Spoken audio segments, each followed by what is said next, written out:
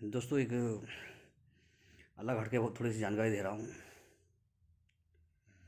आपने बहुत सुना होगा पाताल भैरवी के बारे में। बहुत लोग कहते हैं गुरु जी क्या होता है, कौन सी शक्ति होती है, क्या है ये। तो मैं थोड़ा सा जानकारी देता हूँ आपको। जब प्राचीन समय में जब देवियों की पूजा की जाती थी तो उसमें एक पाताल भैरवी भी होती थी, जो जिनका मंदिर हमेशा नीचे ज़मीन के नीचे हुआ करता था। मथुरा में है अभी भी एक बहुत चमत्कारी पाताल भैरवी का मंदिर है मथुरा में, शिव मंदिर के अंदर। ठीक है, तो उनको नीचे ही प्रसाद दिया जाता था, नीचे ही उनकी आरती होती थी। पाताल में जाकर के मतलब उतर करके नीचे सीढ़ियाँ बनाई जाती थी। पाताल भैरवी की बहुत चमत्कारी मंदिर है भारत में कई गुप्त जगह पर, और जी इनके बारे में ज़्यादा विस्तार से बताया भी नहीं गया है क्योंकि छुपा के रखा गया। कुछ विद्याएँ छुपी हुई हैं अभी भी, आप लोगों को मालूम नहीं है। इनकी जो प्रचंड तांत्रिक प्रचंड तंत्र के जानकार होते हैं वो इनकी पूजा या इनकी सिद्धि एक बार अवश्य करते हैं।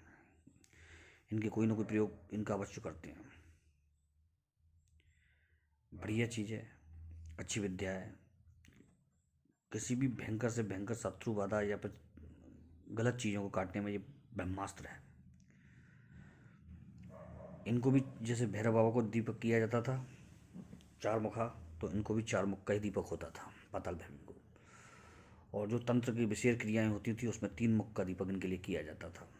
तो सामान्य करता था व्यक्ति वो चार मुख चौमुखी चार बत्ती वाला दीपक करता था। और इनके मंत्र बहुत गुप्त हैं, और मैं भी मंत्र यहाँ पे केवल एक दे रहा हूँ आपको जानकारी के लिए। ओम ह्रीम क्रीम हूम फट पाताल भैरवे स्वाहा। ठीक है, एक ही मंत्र दे रहा हूँ यहाँ पे। इसमें बीजों का बहुत महत्व होता था, और बहुत कम मंत्र इस किताबों में इनके हैं। इनके मंत्र ना के बराबर हैं। पाताल भैरवी में जो अवतार है, जैसे आपने पाताल भैरव का नाम सुना होगा, पाताल भैरवी में भी आपको मालूम है जब राम लक्ष्मण को अहिरावण लेके गया था तो वो पाताल भैरवी के स्थान पर ही लेकर के गया था जहाँ किसी देवता की ताकत काम नहीं करती है। वीर बजरंगबली पंचमुखी हनुमान थे तो वो पंचमुख रूप से ही वहाँ जा पाए, क्योंकि पंचमुख रूप में ही उनकी इतनी ताकत थी कि वो वहाँ पहुँच गए हनुमान जी। इसीलिए 11वें रूप थे, इसीलिए महाबली हैं कि हर उस जगह पर ये पहुँच सकते हैं जहाँ कोई शक्ति नहीं पहुँच सकती है। तो पाताल भैरवी को भी मालूम था कि ये जो है ये बानर है, ये दिव्य रूप है। तो उन्होंने वहाँ 5 दीपक बुझा करके और रावण का वध करके और लेकर के आए थे राम लक्ष्मण को। तो बहुत समय से इसकी सेवा हो रही है, बहुत लोग जानकार हैं इसकी, लेकिन ज्ञान लोगों ने कम दिया है इसके बारे में। इनकी जो साधना की जाती थी वो पाताल में ही बैठ कर की जाती थी, नीचे स्थान पर, गुप्त स्थानों पर।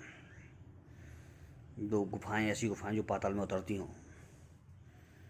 और ऐसे स्थान जो पाताल की तरफ जाते हों, पाताल में झरना हो। और कठिन साधना लंबे अनुष्ठान के बाद होती थी इनकी, लंबा चलता था, पूरा परिपक्व। क्योंकि मुझसे कई लोग पूछ रहे थे गुरुजी ये पाताल भैरवी का क्या कुछ होता है या नहीं होता है, ये वैसे ही कपोल कल्पना है। पिक्चरों में हम देखते हैं पाताल भैरवी पाताल भैरवी पाताल भैरवी, कुछ कई पिक्चरों में हमने सुना है, देखा है। तो थोड़ी सी जानकारी मैंने आपको दे दी है। जो जानकारी दी है वो रियलिटी में है। ज़रूरी नहीं है दोस्तों जो चीज़ें किताबों में नहीं है वो नहीं होती, ऐसा नहीं है। आपको मालूम है कई चीज़ें किताबों में नहीं है, और कई चीज़ें किताबों में थी लेकिन उजागर नहीं हुई थी। जैसे कि मैं इस चीज़ को जानता हूँ कि जितना आपने बगलामुखी का आप सुना है, अगर आप 20 साल पहले किसी को बोलते ना, 25 साल पहले, तो उसमें से 90% आदमी कह देता कि यार ये कौन सी देवी होती है, इसकी जानकारी तो हमें नहीं है। ज़्यादातर आदमी जानता था काली को, जानता था धूमावती को, जानता था प्रसिद्ध पीठ में होने के कारण। और माता लक्ष्मी को जानता था। त्रिपुर त्रिपुर सुंदरी को, त्रिपुर भैरवी को सब जानते थे, ठीक है ना। इनमें ज़्यादातर देवियों की पूजा होती थी, कमला यानी लक्ष्मी को। तो उस समय बगलामुखी हुई, छिन्नमस्ता हुई और तारा हुई। इनके बारे में बहुत कम जानकारी थी। तारा के बारे में थी लोगों को, क्योंकि वो बामा बामा खेपा के पीठ से संबंधित थी मामला, तो वहाँ थोड़ी जानकारी थी, लेकिन औरों के बारे में बहुत कम थी। तो जैसे जैसे जानकारियाँ निकलती आ गईं, लोगों को ज्ञान होने लग गया, लोगों को चीज़ें मालूम पड़ने लग गईं, विस्तार हुआ जानकारी का। लेकिन हाँ, ज्ञान छिन्न भिन्न हो गया। ज्ञान का जो स्तर था वो खराब हो गया, क्योंकि उसको इस तरह से बताया या फिर बांटा गया कि वो सही की बजाय उल्टा हो गया। मंत्रों में कई जगह लिखने में त्रुटि चली, तो वो चलती चली गई। बताओ कैसे? जैसे किसी ने कोई किताब छापी, जानकार ने, और वो आज से 25-30 साल पीछे पहले छपी थी, तो अब उसका लोगों ने अनुसरण करना शुरू किया उसी मंत्र को लेकर के दूसरी किताब में। वो वहाँ पे थोड़ा अंतर था, तो उसमें ज़्यादा अंतर हो गया थोड़ा सा। वो गलती चलती चली गई, चलती चली गई, गलती चलती चली गई। मतलब उसको कोई भी एक्यूरेट नहीं, सुधार नहीं कर पाया उसको, उसको सही नहीं कर पाया, क्योंकि वो बाद में वो जानते नहीं थे लोग इस बारे में। जो पहला था उसने वो उसको देखा नहीं सही तरह से। तो इस तरह से बहुत त्रुटियाँ हो गई, बहुत त्रुटियाँ हो गई। और एक ही चीज़ को अगर 10 जगह सर्च करोगे, 10 जगह तलाशोगे, तो उसमें कहीं ना कहीं खामी आपको मिलेगी। तो बस यही है। बाकी आप सब आजकल आदमी जानकार ज्ञानी है, वो समझ जाते हैं कि मैं क्या कहना चाहता हूँ।